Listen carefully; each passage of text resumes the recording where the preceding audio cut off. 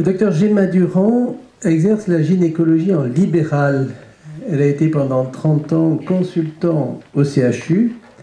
Elle a fondé en 1996 le groupe de réflexion éthique Labyrinthe, groupe pluridisciplinaire qui mène des regards de scientifiques, de religieux, de philosophes, de psychanalystes, de sociologues, de juristes. Ses travaux portent sur la reproduction et la filiation. La réflexion de Gemma Durand est nourrie par la psychanalyse, puisqu'elle a vécu son enfance avec sa maman qui était psychanalyste, et elle a été également influencée par les travaux de Françoise Dolto. Enfantée à perdre la raison, Gemma, je te donne la parole. Cher président, cher secrétaire perpétuel, cher président du colloque, messieurs les présidents, messieurs les doyens, chers consoeurs, chers confrères, chers amis, inscrire aujourd'hui mon propos dans le cadre du 800e anniversaire de notre faculté de médecine est un honneur et une joie, et ce, à plusieurs titres. Tout d'abord, cela me permet de rendre hommage à notre cher président Thierry Lavabre-Bertrand pour la richesse des célébrations qu'il a organisées. Ensuite, parce qu'il m'est cher de réfléchir à cette époque médiévale où médecine et philosophie faisaient excellent ménage. Les prouesses techniques ont ensuite éloigné les médecins de la préoccupation philosophique, mais aujourd'hui, les compétences scientifiques qui sont les nôtres et les techniques dont nous disposons ne suffisent plus à apporter le soulagement ou la réparation que nos patientes attendent de la gynécologie moderne, ou tout au plus offriront-elles un leurre, un faux semblant de liberté, une illusion d'égalité. Et la question lancinante, pas toujours consciente de la bienfaisance, de la non-malfaisance à leur égard, mais aussi à l'égard de l'enfant à naître, nous rend indispensables la pensée philosophique et la réflexion éthique dans la pratique de ce métier devenu impossible pour avoir convoité de trop nombreux possibles. C'est ainsi que pour traiter la question posée par ce colloque d'une médecine humaniste, nous avons offert dans le programme une très grande place aux philosophes, et les inquiétudes qui sont les nôtres vont ouvrir aux méditations lumineuses de Madame Chantal Delsol, demain de Pierre Lecause, et Éric Fiat qui a été empêché et malgré tout près de nous. Troisième raison pour laquelle m'inscrire dans ce 800e anniversaire est un honneur, c'est parce qu'il me fait ressentir au plus profond mon héritage. Mon inscription en tant qu'élève issue de cette faculté dans une généalogie qui, comme toute généalogie, nous assure de solides racines et de forces à venir. Une généalogie qui prit naissance, on nous l'a dit ce matin, au XIIIe siècle, alors que la ville de Montpellier était un centre marchand très actif et qu'elle jouissait déjà d'une excellente réputation. Et pour reprendre les mots de la très belle présentation du professeur Verger, que je remercie, une excellente réputation de centre d'excellence intellectuelle et médicale. Thierry Lavabre-Bertrand nous explique que ce centre intellectuel et scientifique majeur fut choisi par le pape Honorius III, inquiet de l'hérésie albigeoise voisine et qui souhaitait asseoir le poids de l'Église dans un lieu stratégique. Ayant toute confiance dans la fidélité philosophique et théologique des médecins, il décida donc d'établir à Montpellier une université de médecine. Et le 17 août 1220, le cardinal Conrad proclama les statuts de l'Universitatis Medicorum qui plaçaient la médecine au plus haut niveau des activités intellectuelles, qui confirmait la souveraineté de l'Église en son sein et qui soumettait l'approbation des professeurs à l'évêque de Maguelone. La faculté ainsi créée permit à la médecine de développer un savoir nouveau et un enseignement organisé. De précieux ouvrages furent rédigés sous la plume des maîtres. Mais peu d'entre eux, au Moyen-Âge, s'intéressaient à la gynécologie. Parce que, vous le savez, le statut social, mais aussi le statut moral des femmes ne le permettait pas. Les pathologies qui leur sont spécifiques touchaient à des organes devant rester secrets, plus même cachés, voire, selon les écrits, méprisés. La stérilité est un fléau pour ces femmes qui doivent offrir une descendance à leur mari, donc elle occupe une bonne place dans ces ouvrages. Mais les remèdes proposés à ces dames souffrant de maux génitaux étaient désuets, et on peine à imaginer qu'ils puissent avoir la moindre efficacité. Plus d'ailleurs que des remèdes, c'étaient de simples recettes, qui correspondaient parfois à un simple bon sens, mais pas toujours, et qui correspondaient à des croyances, bien plus qu'à la moindre science. Bernard Gordon, par exemple, proposait en 1305 dans son traité Lilium Medicinae, pour traiter la stérilité, l'absinthe, la myrrhe, l'opoponax, mais aussi la ligature douloureuse des pieds. La technique de dissection des cadavres offrit un éclairage nouveau sur le corps de la femme et laissa s'insinuer un regard sur cet intérieur féminin chargé de peurs et de mystères. Et Guillaume Rondelet, on nous l'a dit ce matin, n'hésita pas pour les besoins de son art à disséquer le corps de sa propre épouse. L'intérêt pour la gynécologie se développa à Montpellier à la Renaissance et de nombreux maîtres de la faculté furent mis en lumière. Laurent Joubert, d'abord, que l'on a vu ce matin, tenta de déconstruire ces croyances fallacieuses aux conséquences redoutables pour la santé des femmes dans un livre original qui connut un vif succès, Les erreurs populaires. Jean Huchet s'intéressa de façon plus spécifique à la stérilité tant féminine que masculine, mais il continua à en citer les causes occultes faites de maléfices venus de sorciers ou de démons. Lazare Rivière consacra un tome entier dans son ouvrage Praxis Medica aux maladies des femmes, citant comme principal traitement des inflammations de l'utérus des injections de lait avec de l'huile de rose et de lotus mélangée à du vinaigre. Mais Jean Astruc, professeur royal de médecine et médecin du roi, fut plus sévère lorsqu'il proposa comme traitement des règles dévoyées qui sortent par le nez, outre la saignée, un bouillon de poulet additionné d'un pressé de tortues de terre et de grenouilles éventrées. Il fallut attendre la fin du XIXe siècle pour que la gynécologie soit reconnue comme spécialité et pour que s'ouvre l'ère moderne des traitements de la stérilité. Pendant que le Canadien Greenblatt mettait au point le premier traitement inducteur de l'ovulation, pendant que l'Allemand McEnroth pratiquait la première chirurgie tubaire, c'est chez les oursins, les poissons et les batraciens que s'effectuèrent les premières fécondations in vitro. Georges Pincus obtint la première fécondation in vitro aboutie chez la Lapine en 1930. Nous étions à la veille de la parution du Meilleur des mondes d'Aldous Huxley. Le réel et l'utopie se télescopaient à l'aube de la conception de petits d'animaux en laboratoire. La course mondiale au premier bébé FIV humain était lancée, un nombre important de pays s'y engagèrent. C'est Edwards, au Royaume-Uni, qui offrit un demi-siècle plus tard la première naissance d'un enfant conçu hors du sein de sa mère. Et le monde accueillit comme il se doit cette innovation majeure permettant aux couples stériles d'enfanter. Louise Brown, 1978, Amandine, en France, 1982, conçues en éprouvette, naquirent sous les applaudissements du monde. La presse affichait les beaux bébés dans les bras de leur mère et elle parlait des pères en la figure de Robert Edwards pour Louise et de René Friedman pour Amandine. C'était le début de la mort des pères. Mais il me plaît de revenir à notre illustre faculté pour vous rappeler que Montpellier fut une des premières villes de France à réussir cette prouesse grâce à une équipe dirigée par mon maître, le professeur Jean-Louis Viala. Et pour employer le vocabulaire de l'époque qui a fait tant de mal aux hommes désemparés, dont l'espoir de paternité se résumait à la précieuse semence dans un petit flacon à porter, la paternité de cette naissance montpelliéraine que nous saluâmes dans la joie en juillet 83 revenait au jeune et brillant agrégé, notre ami Bernard Hédon.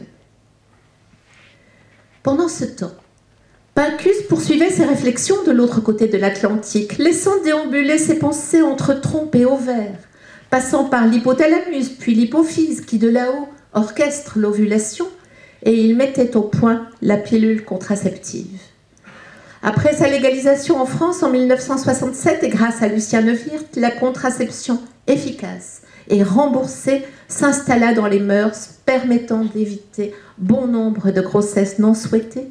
Et dans le même temps, et grâce à Simone Veil, la dépénalisation de l'avortement autorisa l'interruption volontaire de grossesse. C'est à la force de leur poing que les femmes ont gagné cette liberté de planifier leur vie. de dissocier sexualité et procréation envers et contre tout, qu'elles ont gagné cette liberté de choisir et de ne plus subir, et de faire carrière, brillante carrière souvent, pour celles qui le souhaitent et le peuvent. Un enfant, si je veux, quand je veux, était l'étendard de cette liberté, et c'est en solidarité, en présence effective à leur côté, que nous, gynécologues, les avons accompagnés. Ce fut un privilège de travailler dans ce feu d'artifice de progrès consacrés à la santé et au bien-être, au bonheur des femmes. Aujourd'hui, la France offre une des meilleures couvertures contraceptives au monde. L'IVG est accessible en établissement de soins ou en cabinet de ville. La prévention est enseignée dans les écoles. Les femmes françaises ont les moyens, si elles savent, si elles peuvent les entendre, d'accéder à une parfaite maîtrise de la conception. Et plus de 8 millions d'enfants sont nés de FIV dans le monde. Nous travaillons en pleine possession de ces progrès. Par eux, nous œuvrons à une reproduction maîtrisée. Contraception, IVG, PMA sont les outils qui rythment notre quotidien de médecin. Et sous nos yeux, la procréation s'est transformée. Elle s'est donné les moyens de devenir un acte intentionnel. Elle a toutes les cartes en main pour être responsable, du moins dans les pays occidentaux, et dans les limites de ce que l'inconscient, toujours à l'œuvre en matière de conception, autorise. Les bienfaits de la PMA en tant que traitement de la stérilité sont incontestables. Et la réflexion qui va suivre ne les remet aucunement en question. Elle tente seulement d'approcher la complexité de ces nouveaux désirs et de leurs conséquences, d'en comprendre les paradoxes. Car nous sommes aujourd'hui en possession d'une nouvelle puissance qui s'est déployée à partir d'une quête de liberté et qui est venue modifier à notre insu la façon dont s'élabore le désir d'enfanter. Et du cœur des consultations émerge lentement la préoccupation philosophique et la question éthique oubliée, balayée par l'ouragan du progrès. La fécondation in vitro a touché à la conception. Elle l'a déplacée, non pas tant dans l'espace, puisque le père et la mère sont là, symboliquement présents, dans cette rencontre qui reste une rencontre humaine, même si elle est décrochée de la sexualité. Mais elle l'a déplacée dans le temps, un temps qui s'est décalé du temps biologique des horloges de la reproduction. Qu'en est-il de ce temps nouveau du début de la vie? Les procréations médicalement assistées peinent à fixer ce temps du commencement, au recueil des gamètes, à leur rencontre dans la froide nuit du laboratoire, au transfert, puis à l'anidation dans la chaleur maternelle, après, mais combien de jours après? En proie au vertige, elle conçoit, elle implante, elle hésite, elle attend. Elle congèle puis revient, parfois même. Souhaiterait-elle réimplanter un embryon dans le ventre de la mère après la mort du père? Le battement du cours du temps s'est déréglé. Face au temps objectif du monde, cher à Husserl, vient s'imposer le temps subjectif de la personne. Comment pourrons-nous articuler nos techniques et nos progrès à l'ordre du monde s'il nous est impossible d'y accorder notre logique scientifique? Face à l'intranquillité métaphysique du temps du commencement, le médecin cherche des repères, il change de vocabulaire, il invente le préembryon sous l'œil inquiet des religions qui ne sera humain qu'au 14e jour. Mes interrogations aujourd'hui portent en amont de ce temps du début de la vie. Et c'est certainement là que sont les conséquences moins visibles, mais pas moins prégnantes de ces nouvelles conceptions. Qu'est devenu le désir d'enfant? Le mot désirer, du latin desiderare, désignait à l'origine une absence mêlée à une notion de regret. C'est plus tard qu'a émergé une notion de souhait, plaçant alors le désir entre manque et plénitude. Or, les générations nouvelles, nous le savons, ont du mal avec la frustration. Manquer n'est pas supportable. Alors, le désir devient licite, en ce sens qu'il cherche une résolution au manque. l'acte de désirer, ainsi légitimé, autorise à son tour l'indispensable survenue de l'objet convoité. Le désir a fait droit. La chose désirée de souhaiter est passée à voulu et de voulu à dû. Longtemps, et en droite ligne des stoïciens, c'était le réel qui fixait la norme. C'est à lui que devait s'accorder la raison. Le désir, parfois, s'approchait, tentait sa chance, parfois renonçait, il savait s'adapter. L'empreinte du réel suffisait à faire raison. Dans l'éthique à Nicomaque, Aristote souligne que le désir peut participer à la raison s'il sait écouter sa voix et lui obéir. Or, dans le domaine de la reproduction humaine, le réel s'est élargi massivement et rapidement du fait de l'important développement scientifique et technique. L'univers des possibles s'est accru et les places du désir et de la réalité, doucement, ont glissé. Fort d'une puissance nouvelle, aujourd'hui, le désir fait réel. Enfanter repose sur ce nouveau désir. Enfanter a perdu la raison. Rien de plus fragile, dit le philosophe Clément Rosset, que la faculté humaine d'admettre la réalité, d'accepter, dit-il, l'impérieuse prérogative du réel. Il nous revient alors d'interroger, sans y renoncer, les responsabilités du progrès. La contraception moderne et l'IVG médicalement encadrée cherchaient à l'origine, à la fin du siècle dernier, à éviter les grossesses dites accidentelles qui mettaient en danger la femme et l'enfant, qui ouvraient au risque d'un avortement clandestin dans les conditions que personne n'a oubliées. Mais cela s'est modifié, car très vite, ces contraceptions modernes ainsi que l'IVG ont servi à organiser la vie des femmes en planifiant les conceptions. Premier rapport sans risque, 12 années à peu près parfaitement protégées, permettant d'une part les hésitations amoureuses, puis l'établissement conjugal, mais aussi les études et l'entrée dans la vie active, puis première grossesse, avec, en cas d'accident, l'IVG, en secours. C'est ainsi que la modernité a œuvré pour la liberté des femmes. Mais c'est ainsi que la modernité a fabriqué l'enfant dit désiré. Il faut naître aujourd'hui désiré pour se voir promis à un avenir heureux. Certes, ces nouvelles naissances ont offert aux enfants un accueil dans la joie, un environnement heureux, une bonne estime de soi, mais des questions apparaissent. Dans les adaptations qu'il fallut à la PMA à la fin du siècle dernier pour pouvoir travailler, il fut nécessaire, peut-être vous souvenez-vous, de hiérarchiser la valeur des embryons pour décider de leur avenir. Que devions-nous faire d'un embryon en cas de non-implantation dans le ventre de sa mère? Devait-il être congelé, offert à d'autres parents, donné à la recherche, détruit? Comment choisir? Alors il fut envisagé de corréler la valeur de l'embryon au désir que ses géniteurs eurent ou avaient de lui. Le projet parental décida de la valeur de son fruit.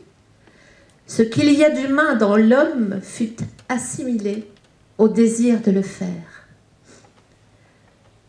A-t-on suffisamment prêté l'oreille à Françoise Dolto, qui expliquait alors que le seul désir des parents n'est pas gage d'humanité?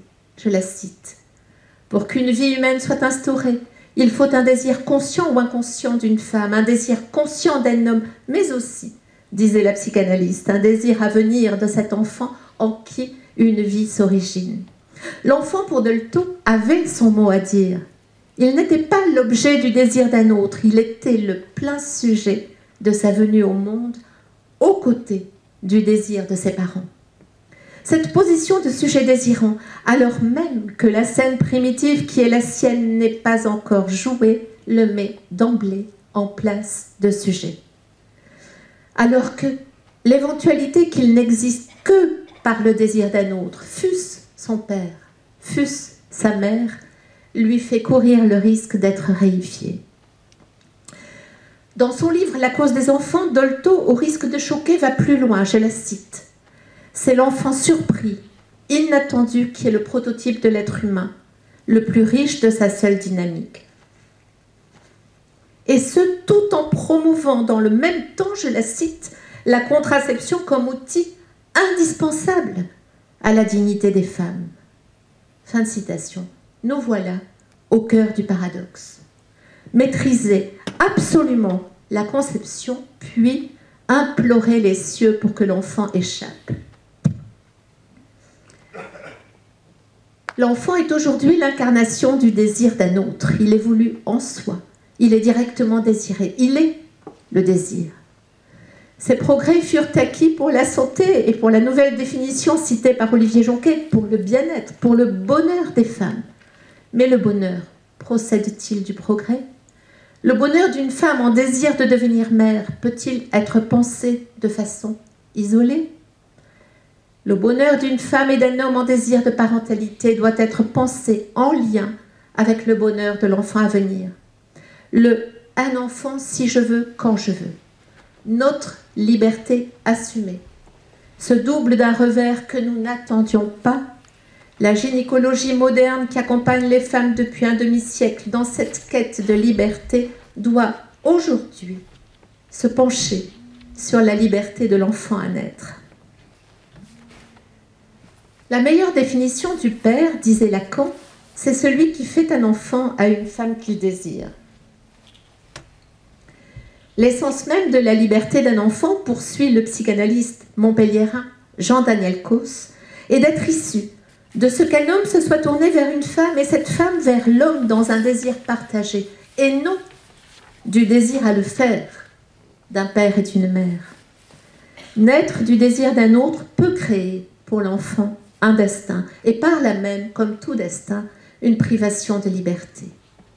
L'enfant saura les attentes de ceux qui l'ont fait. Il saura ce poids sur lui posé. Il percevra le risque de ne pas être à l'image de ce que l'on attend de lui, de ne pas être conforme à ce destin écrit pour lui.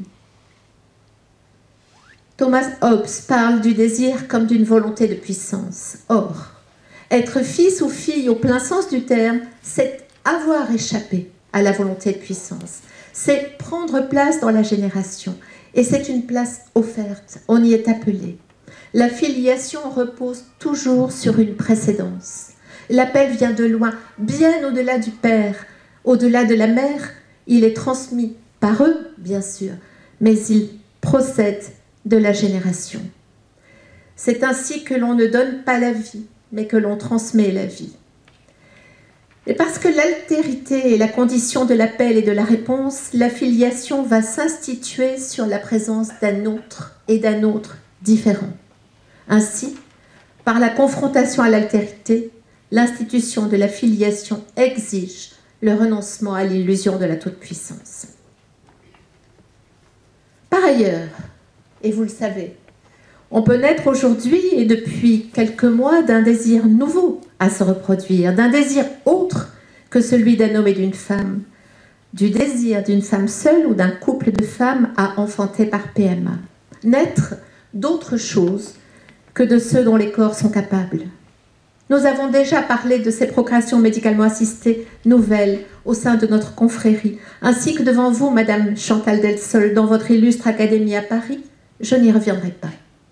Mais je ne saurais conclure sans redire que ces conceptions sans homme, qui sont issues d'un choix encore plus fort de liberté, issues aussi d'un choix d'égalité, ébranlent plusieurs paradigmes. Qu'elles mettent à mal l'altérité, qui protège l'enfant de la toute-puissance et le met à l'abri de toute appartenance. Qu'elles brouillent la génération et créent une confusion avec l'origine. Que l'absence de père fragilise l'indispensable séparation.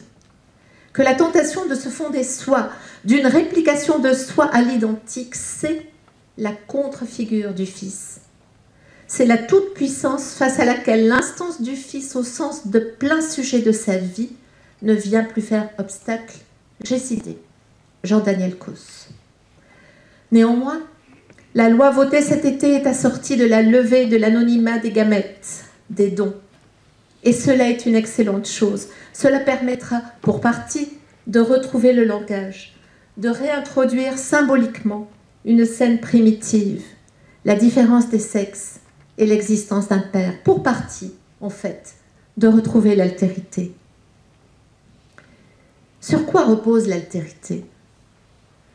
Adam et Ève étaient nus alors qu'ils étaient au paradis, mais ils ne se savaient pas nus. Ils reposaient à côté de l'arbre de la connaissance du bien et du mal. Ève cueillit le fruit et en mangea. Elle en donna à Adam qui le mangea. Adam et Ève sortirent de l'innocence et se rendirent alors compte qu'ils étaient nus. Ils eurent honte. Ils s'emparèrent des feuilles d'un figuier, se cachèrent derrière un buisson, et Dieu les revêtit de tuniques de peau. Voilà Adam et Ève protégés de leur nudité, c'est la naissance de la pudeur. Par cette peau nouvelle, en se recouvrant, ils se découvrent. En se voilant, ils se voient. Autour de cette peau, ils deviennent un et autre. La pudeur est gage d'altérité. Lorsque l'homme s'est donné les moyens d'assister à la conception, il a approché la scène primitive et il a assisté au début de la vie. L'embryon nu, dévoilé dans la lumière des laboratoires, a été vu. Sous le regard du chercheur, le voile de la pudeur est tombé. Il nous appartient aujourd'hui. Il est de notre responsabilité de tisser un nouveau voile qui rendra à l'embryon sa place de sujet, sans renoncer à aucun des progrès. Ce nouveau voile, c'est la parole posée, réfléchie, éduquée sur notre utilisation du progrès. C'est seulement ainsi que ma spécialité, la gynécologie, qui a tant évolué en 800 années, aura sa place dans ce colloque que vous organisez, aura sa place dans ces 2 journées. Si elle est capable de travailler avec le progrès, auquel elle ne devra jamais renoncer, mais sans porter atteinte à ce qu'il y a d'humain dans l'homme.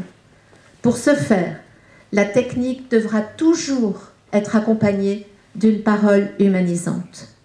Si elle est capable de maintenir quelques limites aux libertés revendiquées, si elle est capable de maintenir à l'équilibre désir et réalité. C'est ainsi que nous pourrons, cher Président Lavabre-Bertrand, cher Hilaire Giron, répondre à l'ambitieuse question que vous posez aujourd'hui, médecine et humanisme. Chers consoeurs et chers confrères, nous déjeunions tous ensemble il y a peu pour célébrer la reprise de nos rencontres interrompues par la pandémie, lorsque le peintre Vincent Bioulez a répondu à la question de la création artistique en disant, je le cite, « Ce que j'ai fait de bien ne m'appartient pas. De création à procréation, il est essentiel que ceux qui accueillent l'enfant entendent que le désir ne leur appartient pas, que le fruit de leur désir n'est pas leur fruit, mais que par eux, il vient dans la génération, que l'enfant prend place dans le monde et qu'il entre en harmonie avec le temps du monde, que la conception maîtrisée doit parvenir à s'articuler avec le surgissement de l'enfant, avec son désir à naître, avec cet uniquement neuf d'Hannah Arendt, non enfermé dans un destin. C'est à nous qu'il revient de veiller à ce que ces nouveaux désirs, parfois surinvestis, parfois tournés sur soi et devenus envie, ne portent pas atteinte à la liberté de l'enfant à naître. C'est à la suite d'Emmanuel Lévinas que nous nous accorderons sur une nouvelle définition du désir, qui s'éloigne totalement de la notion de manque et d'incomplétude. Le désir, dit le philosophe, est métaphysique, pour autant qu'il désire l'au-delà de tout ce qui peut simplement compléter. Ainsi, il est en mouvement vers la transcendance. Je vous remercie.